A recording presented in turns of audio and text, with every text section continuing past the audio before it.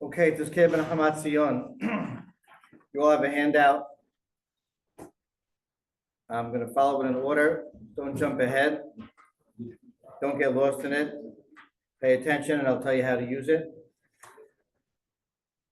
I always begin my Shabbat classes by framing the day, by trying to get us into the proper mindset and context, that this day is a powerful collision of forces. It's what I call a superstorm, a day wherein two completely different aspects, two dynamics completely collide together. Where on one hand, we're fully engaged in Avelut. There's almost not one law of mourning that we're not observing today, but we're now like a regular mourner. We're engaged fully, not symbolically. And we are reflecting back on the horrors of our history. Please learn, please educate yourselves, please learn history, please understand the immensity of the horrors, of the tragedies, of the oppressions, of the persecution, of the expulsions, of the destructions, the crusades, of the inquisitions, of the Holocaust, of everything from start to finish, not only in the past almost 2,000 years since the first temple was destroyed, but even prior to that. We're mourning more significantly the lack and the absence of the Shekhinah, of HaKadosh Baruch Hu's presence amongst us, and the fact that our lives, our objectives, our purpose for existence simply cannot be fulfilled, and the heavens shed tears on a daily basis, and it's embedded into our prayers all the time if we only pay attention. But today we cry about it. That's the Avelut dimension.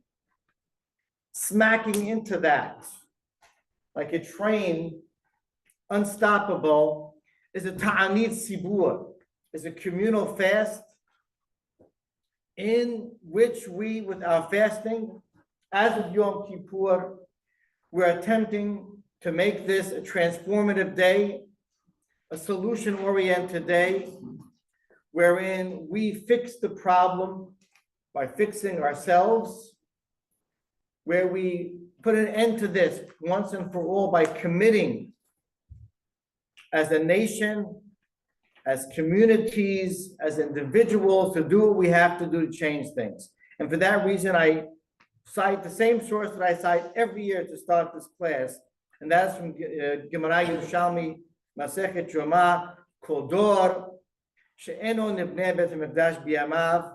Any generation in which the temple was not built during the lifetime of that generation, Ma'alim Alav Kilu Huach Dibor. It's as if that generation, those people, those communities, that nation, 2024 destroyed that temple. We have to take responsibility. We're accountable. We're accountable for perpetuating the guilt and the iniquities and the problems and the blame that our forefathers were guilty of as well, and not doing what it takes simply to reveal the Mashiach, which is here right now, living on planet Earth, just to reveal him and to bring us into better times. October 7th is a day that we are still in shock. Don't lose the shock. Don't get numb from the tragedy. Do we want to blame someone? Do we blame the IDF, the government, the intelligent, or ourselves? Who are we blaming for October 7th? Who are we angry at for October 7th? What finger are we pointing? Where are we pointing it to for October 7th? At ourselves. So that's our framing of the day, and that's our introduction. Welcome to year 7 in the long and diverse presentations we've been trying to make on the key element of Tisha B'Av, the key area of improvement, and that is in destroying Sinat Chinam and instilling, infusing Ahava in our nation, and solving the one critical issue that's holding back the Geulah Shirema, the one issue. So I'm going to whet your appetite with a few questions. I wrote on the first page and read critical questions, just to give you an idea of what we're going to eventually discuss, but not yet.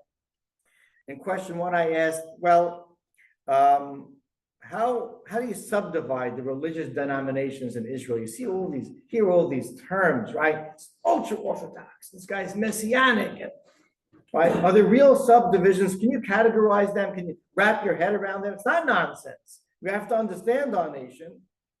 And I really decided today to try to look at solutions and problems through the prism of Eretz Yisrael, because almost half the Jews, Baruch Hashem, on planet Earth now live in Israel, by far the greatest population of Jews on planet Earth, and that's where everything's happening, and that's the focal point of not just our lives, but of the entire world right now, as you can see. Looking through that prism, let's get familiar with what are the subdivisions. Is there a trend towards increased observance? How are things going at Israel? Are you updated on that? These different sects, once we are able to categorize and subdivide them, do they coexist nicely together? Is it a contentious or amicable relationship going on in Israel between the different categories of Jews? And finally, can we look at Israeli society for us as the Jews of diaspora as a model for what to aspire to, or maybe what to avoid?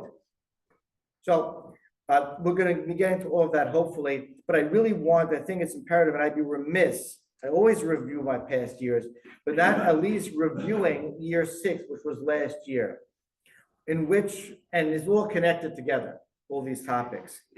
I made a concerted effort to explore the idea of hashkafa, the other hashkafa, competing hashkafot, first and foremost defining what the word hashkafa means, and that is, in a very brief sentence, hashkafa, the ideological outlook on Jewish life issues, the ideological outlook on Jewish life issues. In other words, among Orthodox Jews, the perspectives, the world ideals, the philosophies that form and influence the way Orthodox Jews go about handling critical life Jewish issues.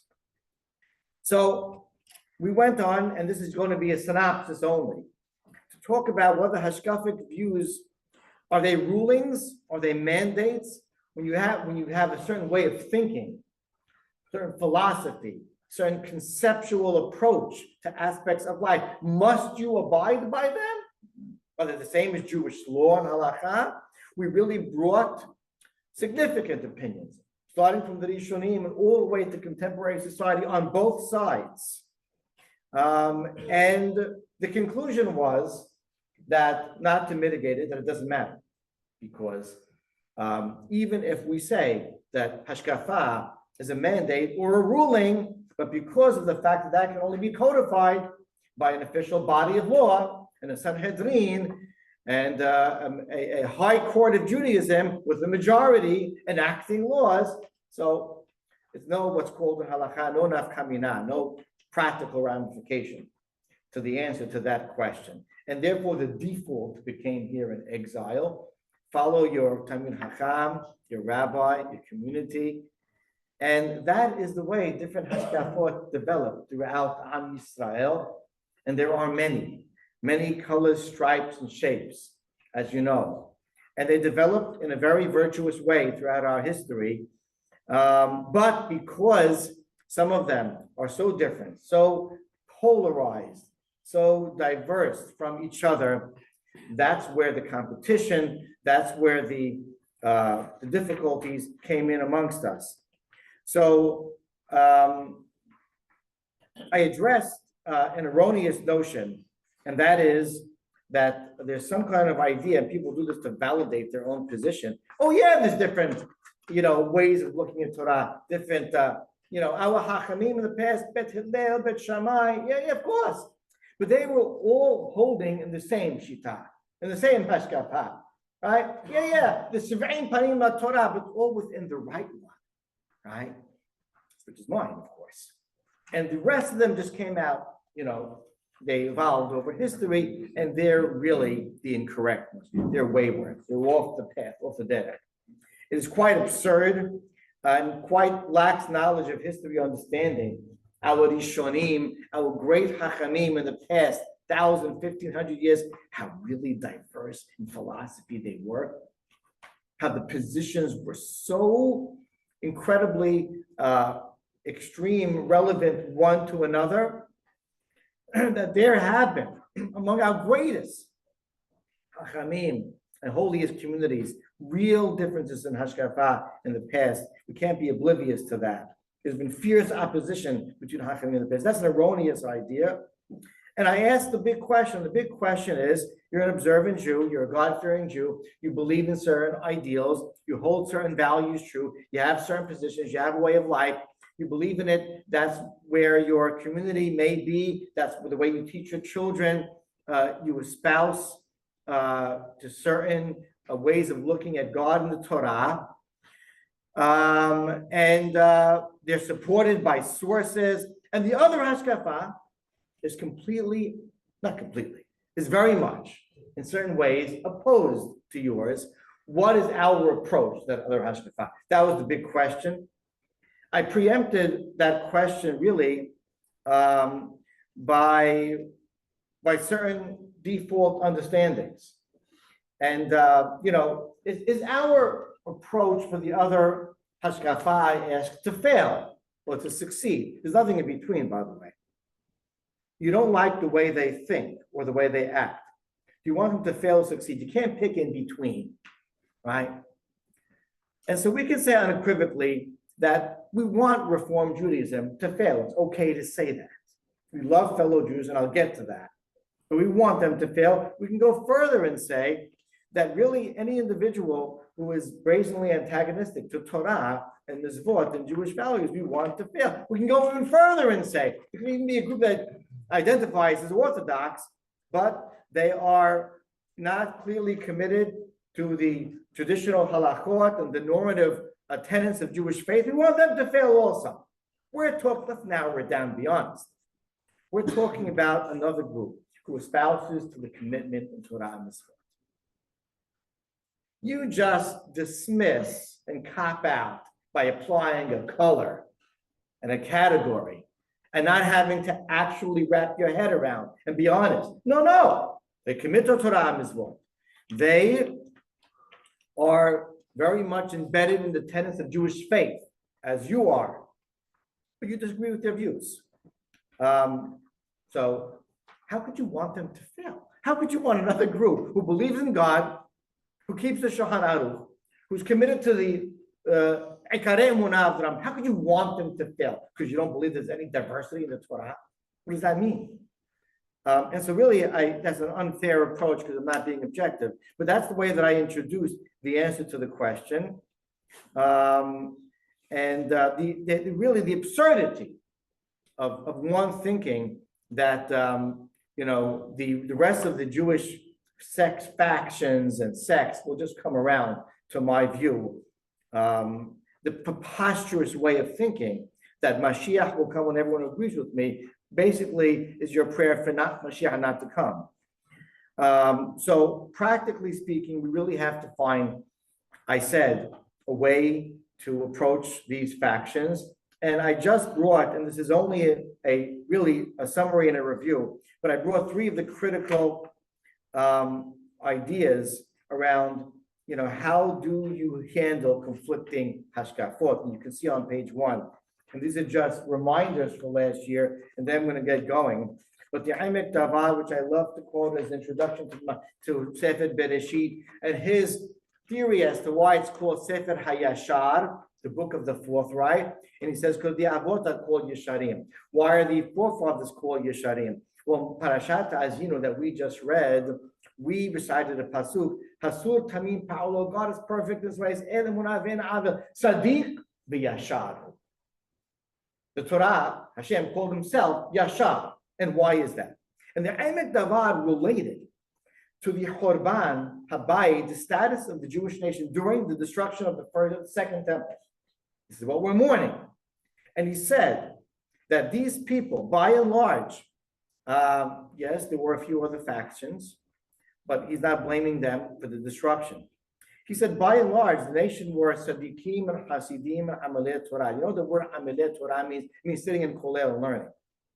You understand? And he says, and I'm on the third line if you want to follow, but they weren't Sharim, they weren't forthright in Halichot Olamim, and the way they carried themselves. It interacted with their brethren and with Jewish society. And because of the sin'ah in their heart, he said, Hashdu et mishra'u shenohek shelo keda'atam birat Hashem shusuduki apikores. Suspected and thought and felt that someone who is not holding in their position and has a different hashkafa is a non-believer. And that led to the violence. And that led to the irrational behavior. And that led to the destruction. And God called them the Nesib, in the Emek Davar says, in Parashat Ta'azinu, Dor Ekesh Uftalto, a crooked generation. And God justifies his destruction of the second temple by saying, you know what? They're not Yashar. I'm Yashar. Sadiq Yashar. Be like me and I won't destroy. Our Avot Yisharim. That's why the book is called that. So there's the Emek Davar, a critical source that I brought, that I dug up and found last time, which is one of the great Hasidic Admorim leaders, known as the After Rav. And he wrote, and I'll just quote one snippet from him in the first and second line. He says that someone who says, Rak darkov rabahu emet, only my way and my rabbi are true, dismisses other hashkafot or movements. Hare ze karov ledat minut. That's almost heresy, he said. That's one of the Hasidic leaders in the 18th century. He said that's almost heresy to believe such a thing. Dismissing thousands, scores of thousands of Jewish people, fervent observers of Torah, great hachamim, with thoughts embedded in tradition and with sources, to dismiss all of that, that's heresy. And finally, I brought you the Rebbe, Rav Schneerson, who spoke of the Rabbi Akiba, the days of the Alma that we mourn the loss of his students. And he said in a very harsh way, on the third line, no matter how deeply we're involved in our service of God, we have to be broad-minded enough to appreciate that someone else might have a different approach. Being an educated Torah Jew is being a broad-minded Torah Jew. It doesn't mean that you have to espouse to it and accept it. It means you have to know that it exists. It's legitimate. You can oppose it if you want. You can really oppose it if you want. And therefore, the solution that I suggested last year, and this will conclude our review, is that we have to find a way to coexist. Have to at least acknowledge that the other position really exists in a community and a peoples and hachamim that are Torah-minded. Maybe we could learn something from it.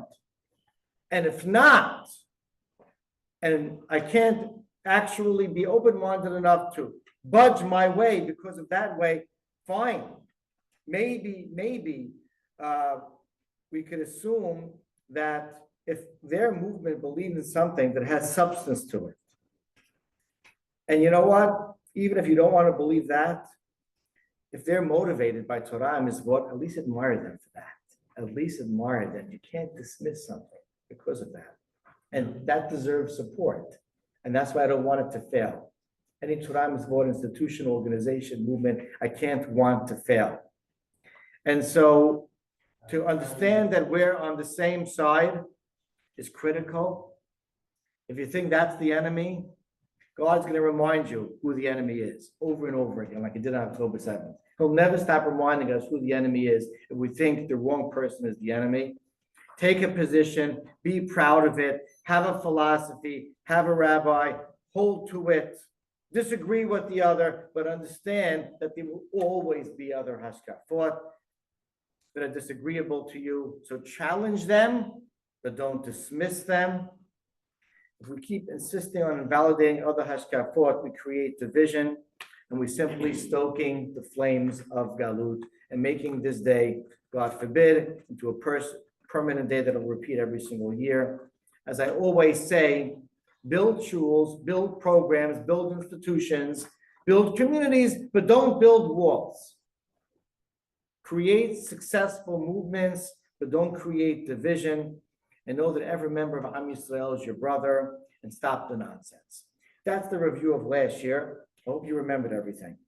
But what I'm going to focus on right now, and you've already turned to page 2, thank you, is Eretz Yisrael. And before I do, I'd be remiss if I don't mention lost opportunities. I've been thinking about this since COVID. But when October 7th came along, I said, wow, this is a Tisha B'Av thing going on here. Not because of the tragedy, because a month later, the big tragedy a month later, you know what the big tragedy a month or two later after October 7th was? The same big tragedy of COVID. I'm not talking about 1 million people dying from a disease. That was tragic. I'm talking about, during COVID, I made a list for myself. Why is God doing this? And every week I thought of another reason. Someone I heard in class, someone came up with another reason. I came up with 20 different possible reasons why God created COVID. But to me, the clear overriding reason was that it was facilitating the possibility of Am Yisrael coming together. How many moments were there during COVID? How do we feel about each other? How do we just put everything else aside? And that feeling, once it dissipated, our feeling dissipated as well. And how about October 7th? With the weeks subsequent to it, Am Yisrael was one. We're back at Har Sinai, gentlemen and ladies. Back for a week or two. It was there. Why God created October 7th? I can't read God's mind. But you got to be kidding me if you don't think that one of, if not the critical and most important objective was to give us a chance, to pave us a path, to once and for all stop this nonsense and unify. It was working. It was working. What the heck happened? That's the tragedy of October 7th. So lost opportunities, unfortunately, is part of our mourning today as well. But let's talk about the state of Israel. So let's introduce it by saying that every single Jew has an obligation to stay updated. How do you stay updated? You have a smartphone? You have apps on your smartphone? How many Israel news apps do you have? And how many times a day do you look at them? Are you updated on a day-to-day basis? Do you understand what's going on?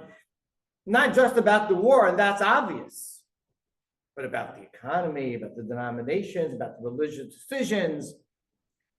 Are we updated or not? Well, why do we have to be? We live here. I can't believe you asked that question. There are apps, there are emails, there are so many ways to stay updated. Number one, we are a nation, Am Yisrael. Half of our nation is in Eretz Yisrael. Are we not going to include ourselves with them? Is something happening across the Atlantic Ocean? Are we empathetic enough to know what's happening in my family in Israel?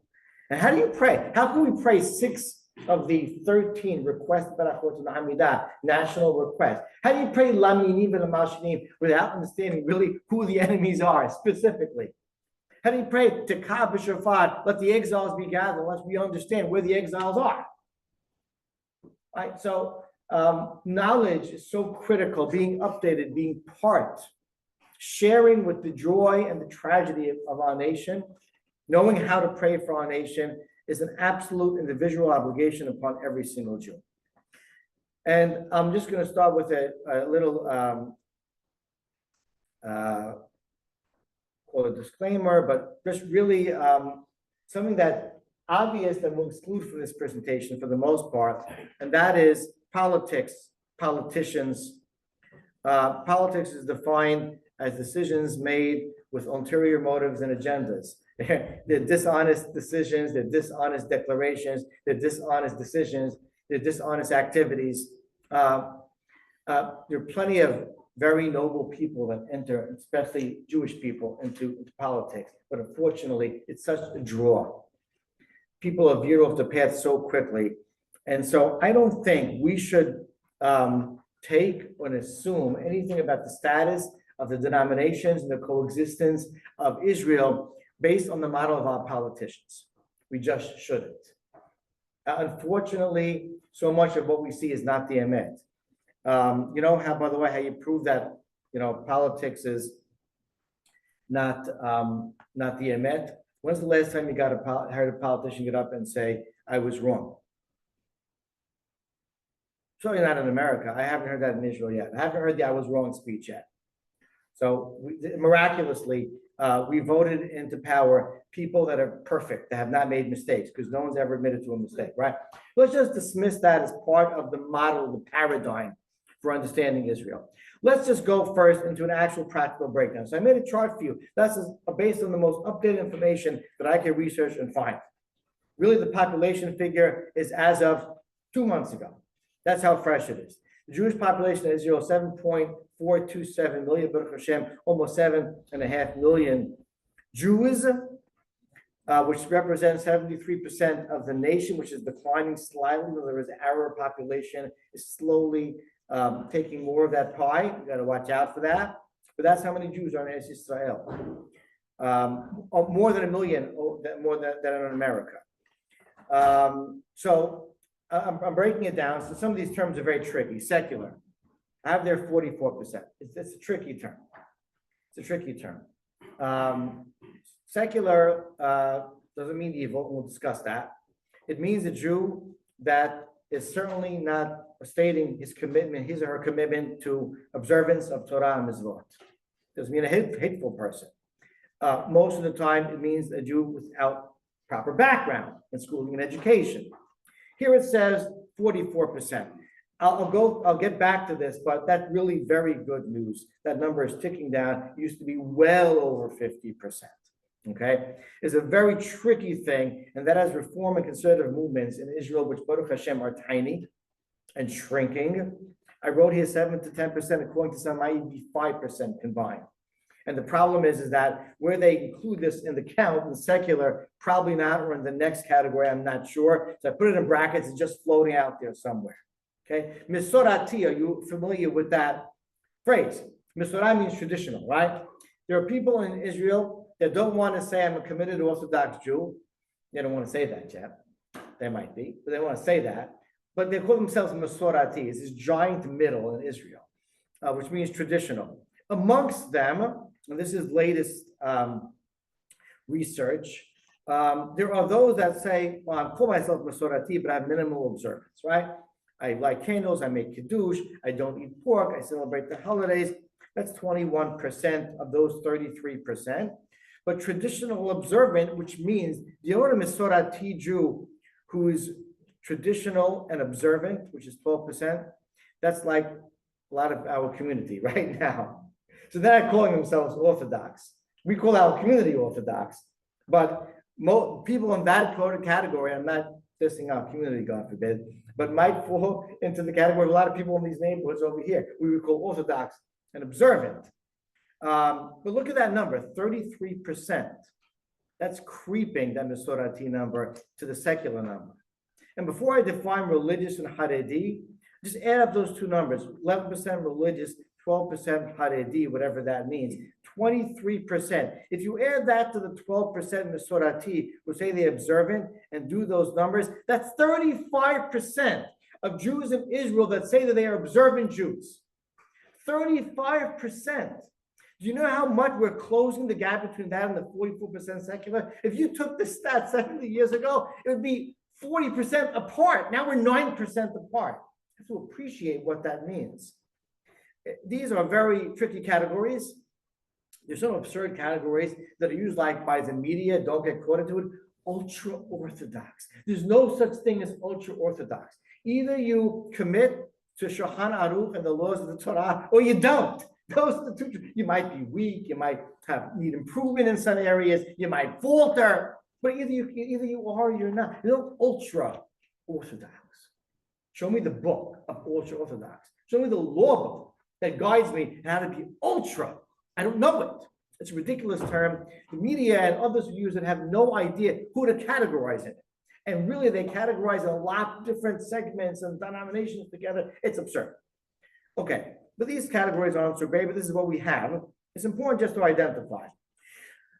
Haredi, which is the last one, is not easy either. I put three different sections in parentheses. Litvach is what they would call yeshiva world in Lithuania, right? Not Hasidic, but Ashkenaz yeshiva world. Many which are learning or just living what we call a Haredi, a fervent lifestyle. There's Sfaradi, I call them Sfaradi, Haredi. They're not really the same as Ashkenazim. And there's Hasidic. But that's what you would be categorized as Haredi in Israel. They could be identified by their dress at least, and sometimes by lifestyle. When you call religious 11%, a lot of them are, less religious than Haredim, religious Zionists. They like to call themselves these days Hardal. Do you hear that term? Haredi Leumi, national Haredi, right? And then there's who calls themselves modern Orthodox, whatever that is. All that is in the very observant, committed category called religious, but put them together, it's 23% of our nation. So let's fall back for a moment. I want to analyze this because I want to ask ourselves, how do we approach all these categories? How do they approach each other? We'll get to it. But how do we approach these categories? So before I do, and talk about the secular side, we often, when you work in a shul and you're on a committee, and you hear one person screaming in your ear a complaint, and then you hear another guy screaming in your ear 5 minutes later, the same complaint, right? You feel like everyone's saying it. A third guy, that tips the scale. These three guys out of 3,000 guys just said a complaint, right? So people that make noise often drive the influence of opinion. And so there is a very noisy segment in Israel. And I'll say it in advance, we love them also, but you've seen them in riots. I don't want to call them demonstrations, riots in Israel. They've been anywhere from outside the prime minister's house, judicial reform, which was a legitimate argument, but a segment of them, and now you see them with the hostages. I don't know how many of them really care about hostages. I don't know what they're actually demonstrating about. You see them doing a lot of radical, extreme behavior. A lot of it seems hateful and is hateful. Don't be misled to think that that represents a significant segment and percentage of Israeli society. It does not. It does not. At best, it's 1%, at best 2%, if that much. That's all it represents. So that is a note before I ask ourselves the following question. So secular Jews, yes, they're driving on Shabbat, they're not eating kosher. Go to Tel Aviv, the neighborhoods and cities, you'll see open Hilul Shabbat, things that really will make you, sick, sad. What really is our approach to them?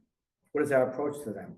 And I'm going to invoke my 2019 class 5 years ago, just briefly to help us with some sources, halakhically, help us guide ourselves with what our approach is to these people that quite frankly anger us, right?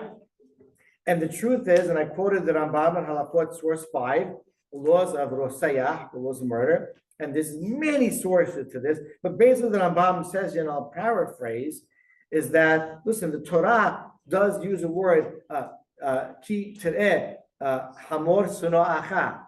You see the donkey of the one that you hate, and he's burdened that you have to go help him alone. And the Rambam asks, based on the Gemara, what do you mean the one you hate? Because you're not allowed to hate Jews. What does that mean? Is the Isur Torah, Lo Ta'aseh, prohibition against hating Jews, Parashat Kedoshim, he asks rhetorically, and he says, that's for a good Jew. When Hachamim say that this is a person that's over avera, maybe I'll even use the term Rasha, it's a mizvah. This is the Rambam, this is the halacha. Okay? And there's a lot of conditions to that. There are different sides to it. It's a complex conversation. It's not so simple. But there is this concept out there, and that is that lo tisna'at achicha, don't hate your brother, but Rasha is not achicha, so you can hate him. Very dangerous what I'm saying, right? I'm going to jump to the conclusion of 5 years ago in our days and bring you and run through quickly a couple of the sources as to, is there such thing as Rasha nowadays? And how do you approach people that are going to discotheques on Friday night in Tel Aviv and eating pork in Haifa. And I started with an earlier source with the Rambam. Some of them I'll read, some of them I'll just paraphrase. And he says that people who call B'nai To'im, those who've strayed and wayward, what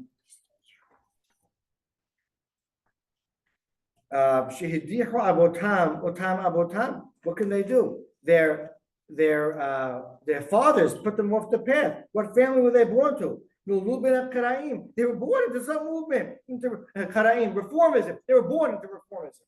What are they supposed to do? He says like a tinok shirishpa. They're like a baby taken captive. You're going to blame that baby how he was brought up? Says the Rambam. He says he's anus. He's circumstances against his will. And therefore, leficha ra'ui la'achrizan b'tshuva. Our approach to such a person is find and do whatever you can to bring him back to repentance. That's not a rasha. If you look further on page 3, this is something that was that the Hazon Ish was known to espouse and say, and so I found it, in his name several times, and that is, he says that Hilonim in our time, they have a status of Tinok Shenishba. The secular Jews, that's the Hebrew word, you have to know it. For secular Jews, Hilonim, in our days, they're the status of a baby taken captive. They were born to another family. They have no background or little background in education. And we can all ask ourselves the following question. If I was born to a secular family and were given a lifestyle on a platter that does not have any observance, I'm Eli Matalon. Would I be any different? Would you be any different? You'd be some type of spiritual Rambo that just broke out of it all and all of a sudden prophetically became observant? Probably not. Let's not kid ourselves. Let's be honest with who the person is and where they came from. Rav Moshe Feinstein in source 9, he says the later generations are that believe in wrongful ways and almost heresy, the shogegim. If they knew how wrong they were, they would be you. They'd be engaged in learning Torah. Rav Vosner and Shevet Halevi, he goes as far as to say that he who is born surrounded by goyim, everyone in diaspora, or around people that are porkei ol Torah, that remove the yoke of Torah from their lives, and that's who you were brought up around. That's a person who's anus gamur. It's completely against his will. And finally, modern day book, we all know the Yakut Yosef. He says the Helonim Shebizman Hazeh, source 11, Yesh L'Rubam Kikulam, almost all of them have the status of a baby taken captive among the Goyim. Afiluhem Mechaleleh Shabbat B'Faresh, yeah. Even though they're driving the car on Shabbat, how you doing? That's a Tinok Shenishba. Pray for him, love him, find a way, be resourceful enough to get him to repent. These classes are usually not full of anecdotes because I try to pack them with content and conceptual thoughts. One anecdote: there's a famous rabbi in the early to mid 20th century in Jerusalem. The book's written about him, the Tzaddik of Yerushalayim. His name is Rabbi Aryeh Levine. Many stories about him. One interesting story I'll just share with you, just to give you a thought of maybe how to approach a secular Jew who clearly is not a Rasha. Was one in a neighborhood that was not so much of a secular neighborhood, but he's keeping this before they made the rule. And they changed it 2 times. You can't keep your store open on Shabbat, Yerushalayim. He had his makolet, his little grocery open. And they said, Rabbi, stop him. Rabbi, get him, talk to him. Someone get him, stop. He never did anything about it. And one Erev Shabbat Friday, he decided, and this person owned the store, was a respectful guy. His tradition was, his path was traditional. For whatever reason, he's opening the store. He works on Shabbat. The store's open, he profits. He sees the rabbi walk into the store. The rabbi walks in the store 2 hours before Shabbat. Rabbi, can I get you something? What? No, just looking around. He's still there, a half hour later. Rabbi, embarrassed. Let me help you out. Fine, I'll give you for free. What do you want? Just give me a chair. Sit down. Oh, for sure. Give me a chair. Sit down. Half hour before Shabbat. Rabbi's still done. The rabbi sees customers walking in and out. It's pretty busy before Shabbat, right? And then it gets closer to sunset. Rabbi doesn't budge. Store owner's looking at him. Rabbi, you need anything? You want? Fine, good. And as sunset passes and it's still Shabbat, there's still customers going in and out and back and forth. And, it's making business. And, the register's ringing. And there are people buying. And he's observing and he's sitting there. It's on Shabbat. It's an hour into Shabbat. It's 2 hours into Shabbat. And the rabbi is sitting in the store. And finally, the guy's about to close. The rabbi gets up and walks out. He says, Rabbi, I don't understand what, we're sitting 4 hours in my store. What are you doing? He said, the truth is, people are talking about you opening the store on Shabbat, and it's an amazing thing. You are really busy. It must be such a challenge for you not to close the store. You're really making money. There are customers walking in and out. I can't imagine what a challenge it is for you. He said, Rabbi, you're the first person that ever acknowledged that I'm challenged. How difficult is it for me to close this store? In your honor, I'm closing it. That's how to deal with Hinoni. There's a different potion and formula and approach for everyone, but that's how to deal. So that's our first category. Are there Ishaim? By and large, no. Are there such things as an Ishaim today? Yeah, there are some. You want to identify them? I don't know if it's worth your time because you're not going to be able to do anything about them anyway. You can pray about them if you want in the Berachav Laminim, Alti Tikva, let their ways not be successful. But by and large, these people are not Ishaim. So let's talk about the next categories. And on page 3, this is the explosive issue of the day. Conscription for Haredim. Should you draft the yeshiva guy to the army or not? I gave an entire class on this in First Minyan a couple of months ago. And there's not a yes or no answer to this. This is not going to be a class about this. You have to know, first of all, not to be so smart. Are you kidding me? People putting lives on the line and you're sitting in the book in a bed in Dash learning. My son just died and your son should be safe. Ouch. Sounds logical. My son wants to be a Tamid Hacham. You want rabbis in society without having rabbis learn? You want a world right now void of Torah learning? How safe do you think the soldiers in the army are going to be? Good point. Well, we need to know about this issue. Study it. There are sources for both sides. The legitimate, real Hachamim who espouse both positions. It's a real issue. There are virtuous concepts on both sides of the aisle. And it's explosive. Quite frankly, there's been a lot of contention because of it, especially since October 7th, especially. The government's taking steps. Some individuals, not so nice. You should know about these issues. Daycare was just taken away from Haredi families whose husbands didn't show up. But that simply means that the mother who was working and may even be a professional, the Haredi women are the highest percentage of any denomination of women working in Israel. Highest percentage, most professionals, Haredi woman. She probably now has to give up a job and go home and take care of her little kids because they just cut that out. So, there are things that are not so forthright going on in Israel as well. But know that this is a real issue. And know that there's been a lot of ill feelings on both sides about this issue. And know that these are real, observant, God-fearing Jews struggling with this issue. But I have to tell you, if you really dig in, and if you're really conscious, and you really watch the videos, and read the articles, you'll know, and I wrote in my next piece here, is there general coexistence? You'll be very surprised to hear. hearing religious Zionists, rabbis of Hezeri Shivot, speaking in defense of the Haredim and saying that we need you, we love you, thank you for your learning, be more committed, learn more fervently, you're helping us and our soldiers.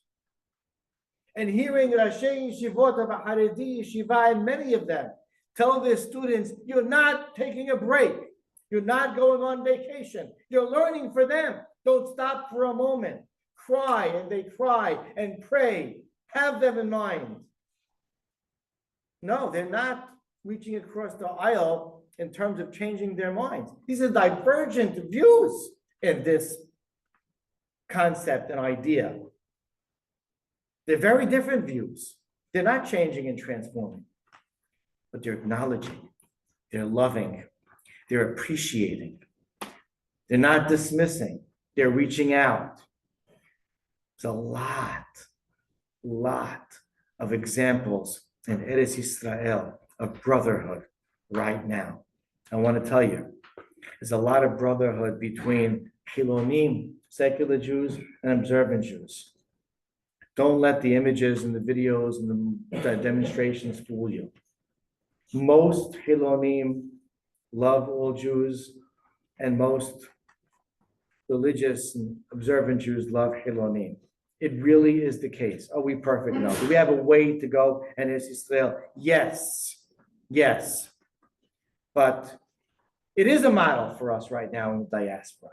In our pettiness, in our silliness, in our black hatness and white hatness, in our green, blue, purple, gray, and our left and rightness. It is a paradigm. There are Jews of different stripes and color as we speak in Eretz Yisrael, that they may not hang out together on a Saturday night,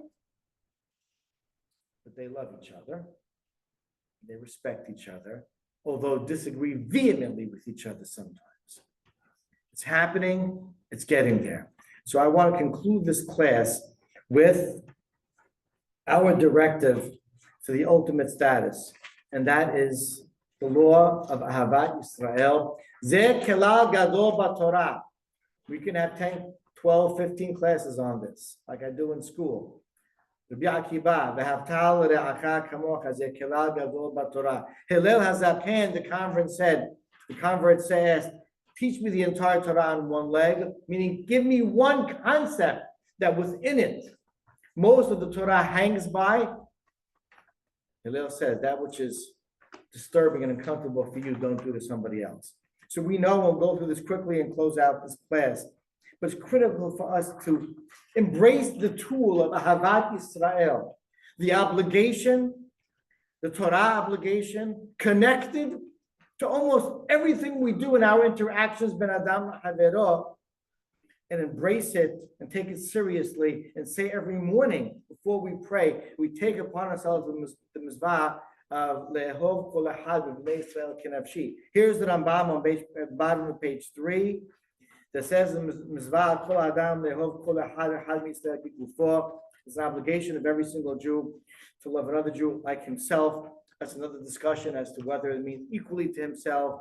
Can't be. You come first. It's a halachic issue. But treat him like you want to be treated. Praise him. You're a Haredi. Praise a religious Zionist. You're a Chiloni. Praise a Haredi. You pray in Bet Torah. Praise someone who prays in a different shul. You pray in a different shul with a different color. Praise someone in Bet Torah. To care about his money, like you care about your own money. How's that? You rejoice in the downfall of another Jew, and later on, Halachot Shavai says, if you do this normally, you lose Chelek Olam Haba. Do you want to do that? Let's look at some of these critical sources. So I gave you 5 quick reasons behind why should I love another Jew like myself, because he's not myself, but he's not my family, might not even be my friend. Reason number 1, the 7 mitzvot Chatan, and mitzvah 8 in the Torah, bringing v'havtal l'ra'acha kamocha. And what he does is he brings the quote from Rabbi Akiba, Zeh kelal gadol, is a great principle, And he says in the second to bottom line, Hosif ben Azai, don't forget, on the Akiba ben Azai, the great Tana, added, and he said, even greater than that. Ki b'selem Elohim asat ha'adam. In other words, what the Samach is telling us, that a reason for loving Ahavat Yisrael directive is because it's God's creation. It's God's creation. The image of God, that's every human being. But how about a Jew in the image of God? That in and of itself is an obligation to love. And the Baal Shem Tov would always say that if you love someone, he's a great friend of yours, he's so dear to you, you're going to love his son. You're going to love his son, right? If you love God, you're going to love the Son of God. And conversely speaking, when you love a fellow Jew, you're loving God. How could you not like God? How could you, with all good conscience, say, I love you, Hashem, but I can't stand your son? I don't need your love if you can't stand my son. It's one package. Either you love me and my son, or you love neither of us. Make a choice. Reason number 2, common divine origin. Rav Zalman, in the Tanya, the famous Tanya,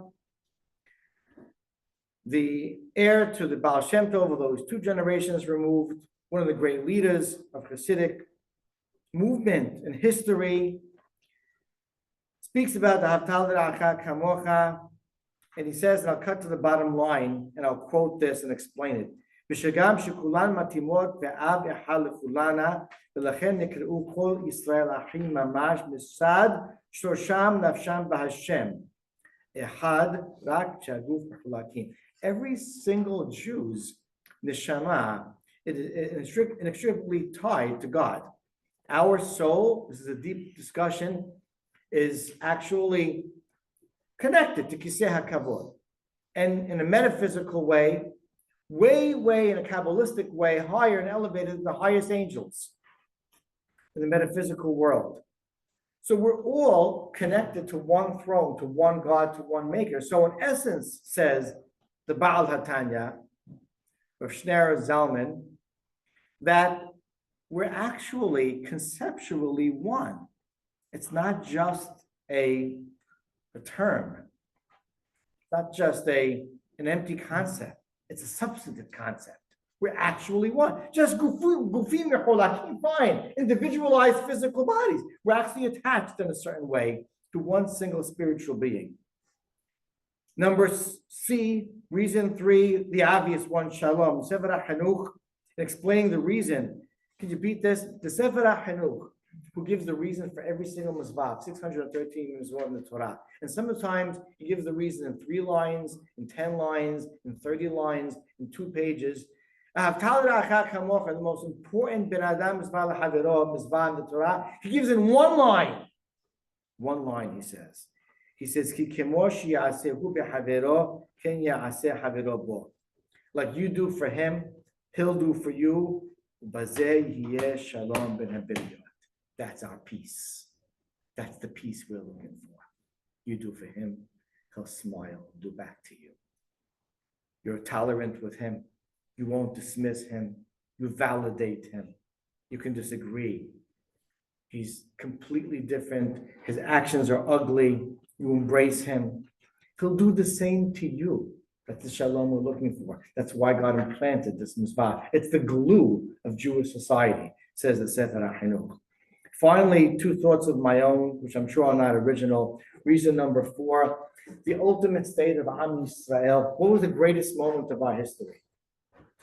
What's the greatest moment of our history? Standing at the foot of Har Sinai. Vayichanshan Yisrael neged Har ke'am echad belev echad. The last time that we were perfectly unified, ke'am echad, vayichan, and they encamped, lashon yahid, singular tense. The thing we learned this in 1st grade, like one nation and one heart. The last time we were one, we're standing at the foot of Mount Sinai, ready to receive the doctrine of God. That's the last time we were completely one. We've spent 33 plus 100 years trying to get back to that moment. The Haftal L'Reacha Kamocha is the only venue through which we get back to that ultimate status. And finally, I said over here in the reason number 5 that we've been through everything. How could you not love someone that's been holding your hand through destructions and expulsions and pogroms and Holocaust and October 7th? We've been holding hands because when push comes to shove, we forget about all the other nonsense. We just remember one thing: we're the same people. And during those times, we hold hands. We've been through hell and back together. That's why the Haftal L'Reacha Kamocha, Ahavat Yisrael, is an imperative.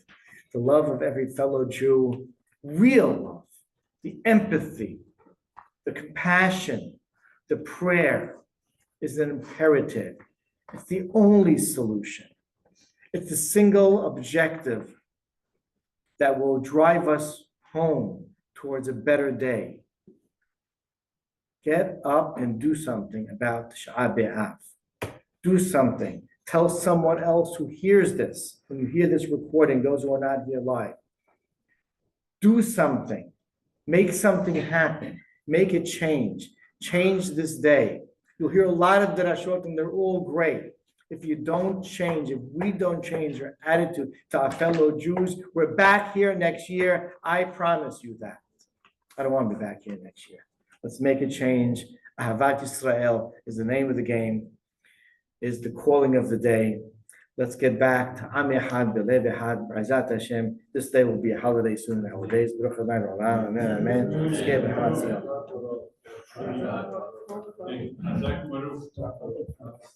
So